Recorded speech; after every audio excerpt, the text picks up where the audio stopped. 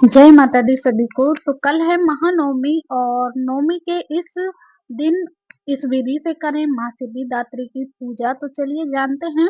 चैत्र नवमी के अंतिम दिन यानी कि महानवमी तिथि पर माँ सिद्धिदात्री की पूजा का विधान है और ये माँ दुर्गा की नवमी शक्ति है। शास्त्रों में ऐसा बताया गया है कि माँ सिद्धिदात्री की पूजा करने से सभी सिद्धियों की प्राप्ति होती है और माँ दुर्गा के नव रूपों का आशीर्वाद भी मिलता है। तो ऐसे में आइए जानते हैं कि आखिर महानवमी के दिन किस विधि से करनी चाहिए माँ सिद्धिदात्री की पूजा।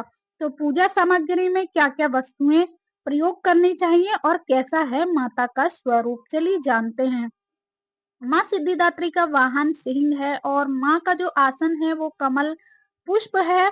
माँ सिद्धिदात्री की 4 भुजाएं हैं। माँ सिद्धिदात्री के दाहिने ओर के नीचे वाले हाथ में चक्र सुशोभित है और वहीं ऊपर वाले हाथ में गदा स्थापित है।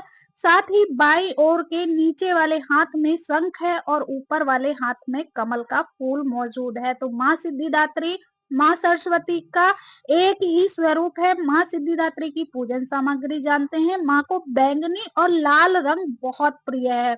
महानवमी के दिन माँ सिद्धिदात्री की पूजा के लिए सामग्री में बैंगनी या फिर लाल फूल, साबुत चावल, सुपारी, लौंग, धूप, लाल या बैंगनी रंग के फूलों की माला, पंचमेवा, कपूर, तिल, जौ, गाय का घी आदि शामिल करें।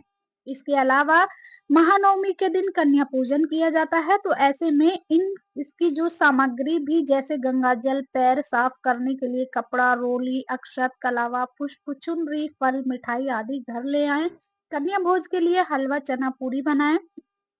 महानवमी के दिन जल्दी उठ करके स्नान कर लें, फिर माँ सिद्धिदात्री का ध्यान करें। माँ सिद्धिदात्री को बैंगनी या फिर लाल रंग के फूल अर्पित करें। माँ को माला पहनाएं। इसके बाद माँ सिद्धिदात्री के मंत्रों का जप करें और उन्हें समस्त सामग्री अर्पित करें। माँ सिद्धिदात्री को उनका प्रिय भोग लगाएं। माँ सिद्धिदात्री की आरती करें और इसके बाद माँ 9 कन्याओं का फूलों से स्वागत करें और सभी 9 कन्याओं के चरणों को धोएं, फिर उनके पैर स्वच्छ साफ वस्त्र से साफ करें और इसके बाद 9 कन्याओं को रोली चावल चढ़ाएं, उन्हें कलावा पहनाएं, उन्हें चुनरी उड़ाएं और फिर फल और मिठाई आदि दें। इसके बाद उन्हें आसन पर बिठाएं, उन्हें पूरी, चना और हलवा का प्रसाद खिलाएं। इसके बाद उनके लिए लाए गए उपहार उन्हें दें और उनके चरण छू करके उनका आशीर्वाद लेने के बाद ही घर से उनकी विदा करें।